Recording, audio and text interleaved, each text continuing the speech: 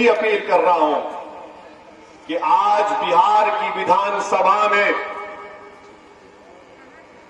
ऐसे लोगों की जरूरत है जो बिहार की विधानसभा में जाकर न सिर्फ बिहार के गरीब मजलूम आवाम की आवाज को उठाएं, बल्कि सीमांचल की इस इलाके में बसने वाले जिनकी आवाज को पटना नहीं सुनता है, आज पटना में जो लोग बैठते हैं वो सीमांचल के ताल्लुक से अंधे, बहरे, गूंगे हैं। इन अंधे, बहरे और गूंगों को अख्तरुल ईमान के रूप में पटना में एक आवाज उठेगी जो सीमांचल के तड़पते हुए नौजवानों के दिलों में जो आवाज है, जो हमारी मां और बहनों के दिलों में जो ख्वाब है, जो हमारे बुजुर्गों में जो आंसू है, उसकी तर्जुमानी करने का काम इंशाअल्लाह ताला मजलिस का हर उम्मीदवार जो सीमांचल से लड़ रहा है, पटना में एक इनकलाब आएगा, पटना में सीमांचल का जलजला आएगा, पटना की कुर्सी पर जो कुछ बैठेगा उसको हम उस वक्त तक चैन से बैठने नहीं देंगे जब तक के सीमांचल की जमीन पर बसने वालों से इंसाफ नहीं किया जाएगा। इसीलिए हमारा हर जलसे में नारा होगा कि सीमांचल जिंदाबाद, सीमांचल जिंदाबाद, सीमांचल जिंदाबाद। अब अहम बात, आज 7वीं बात यह है कि यहां से आरजेडी के जो उम्मीदवार हैं, 35 साल से वो सियासत में कई मर्तबा उनको आपने अपना विधायक, अपना एमएलए बनाया, कांग्रेस के भी हैं और आरजेडी के साथ भी हैं। अब आप बताइए कि इतनी बड़ी बाढ़ आई, पूरी धान की फसल बर्बाद हो गई, ये कैसा एमएलए है जो मुआवजा तक नहीं दिला सकता? कैसा एमएलए है ये? मुआवजा तक नहीं दिला सकते तो जाहिर है कोई हमारा मुखालिफ उठकर बोलेगा ओवैसी तुमने क्या किया, हैदराबाद में पानी आया था। मैं हैदराबाद के घरों में जब पानी आया तो हमने अपने चीफ मिनिस्टर के घर पर जाकर रात के 11 बजे उनको उठाकर मुलाकात करके कहा कि चीफ मिनिस्टर साहब घर में पानी आया है, तमाम घर का सामान खराब हुआ है। तो हमारे चीफ मिनिस्टर ने कहा कि क्या करना चाहिए? मैंने कहा पैसा देना पड़ेगा। दो बात, लच्छेदार गुफ्तगू नहीं, पैसा देना पड़ेगा। बोले आप जाइए, सुबह तक ऐलान करूंगा। और सुबह में चीफ मिनिस्टर ने ऐलान किया कि एक एक घर जिसमें पानी आया उनको एक घर को 10,000 रुपये दिए जाएंगे। मैंने फोन करके कहा कि आपने ऐलान कर दिया, शुरू कब कर रहे?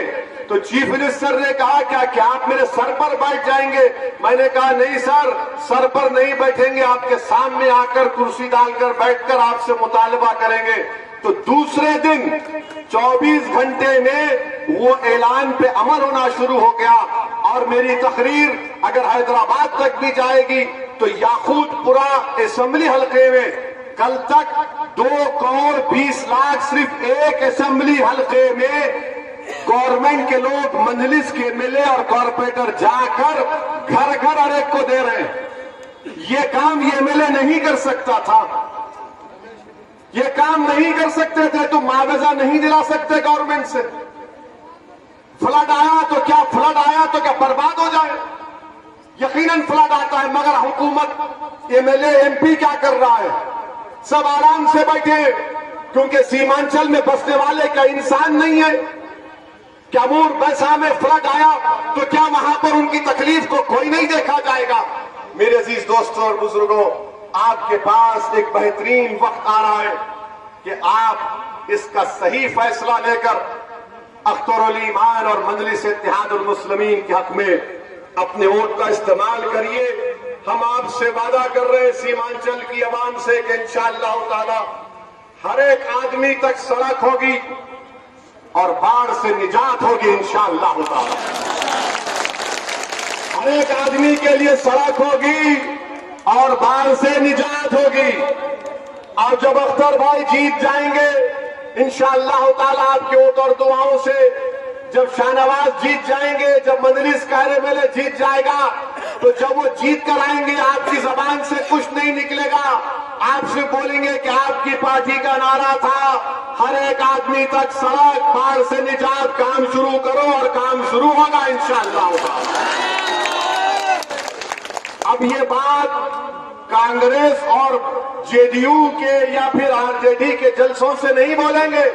लफ्ज सीमांचल बोलने से उनको पेट में दर्द होता है, बहुत दर्द होता है। अब तुम्हारा दर्द बढ़ेगा, क्योंकि जहां कहीं तुमको जेडीयू, कांग्रेस, आरजेडी, बीजेपी का दिखेगा, आप सिर्फ कुछ नहीं कहना, उनको देखते ही नारा मारना, सीमांचल सीमांचल। इनको पैगाम मिल जाएगा कि अब हवा कुछ और है यहाँ पर, अब हवा का रुख बदल चुका है, अब इंसाफ मिलेगा, अब हम इंसाफ हासिल करेंगे। आप बताइए कि जिस विधानसभा से अख्तरुल ईमान इलेक्शन लड़ रहे हैं, वहां पर 12वीं, इधर देखो, यहाँ हीरो यहाँ खड़ा है, अभी बहुत टाइम है। 12वीं जमात तक एक ही स्कूल, एक स्कूल, हमारे बच्चियों को डिग्री हासिल करने के लिए 50 किलोमीटर का सफर तय करना पड़ता है। कहाँ डिग्री मिलेगी, कहाँ हमको फायदा होगा? और बताओ, क्या तुमने अमूर में कोई कारखाना बनाया? इतने साल से अमूर की जनता ने तुमको विधायक बनाया, एमएलए बनाया, तुमने कारखाना बनाया? नहीं बनाया। फिर आप ये भी देख लीजिए कि अस्पताल है, डॉक्टर नहीं है, बीमार होते हैं, इलाज नहीं होता है। तो ये 4 काम बड़े अहम है। एक तो हर एक आदमी तक सड़क, बाढ़ से निजात, फ्लड आएगा तो मुआवजा मिलेगा, बच्चियों के लिए स्कूल और डिग्री कॉलेज, कारखानों की दावत देना, कारखानों को गवर्नमेंट को बोलकर यहाँ पर कायम कराना, और अस्पताल में सही अस्पताल हो ताकि उसमें डॉक्टर हो, दवाएं हो। ये 4 काम करने के लिए, ये 4 काम हम करेंगे। इसके लिए हमको चांद पर जाकर खाक नहीं लाना है। यहाँ जिस किसी की हुकूमत बनेगी, जो कोई भी पटना में बैठेगा, हम उसको चैन से बैठने नहीं देंगे।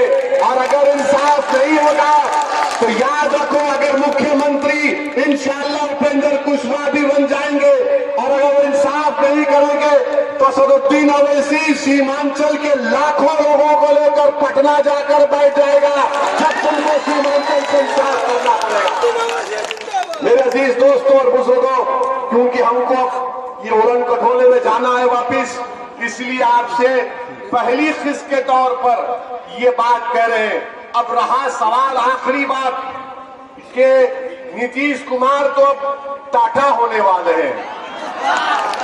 नीतीश कुमार अब नहीं, नीतीश कुमार घर में बैठने वाले हैं। मगर ये बात बताइए कि पूरे बिहार में आपने एनआरसी एनपीआर के खिलाफ एहतजाज किया था ना? कितनों ने किया था? हाथ उठाइए एनपीआर एनआरसी पर। क्या राजद ने, कांग्रेस ने आवाज उठाई थी एनपीआर एनआरसी के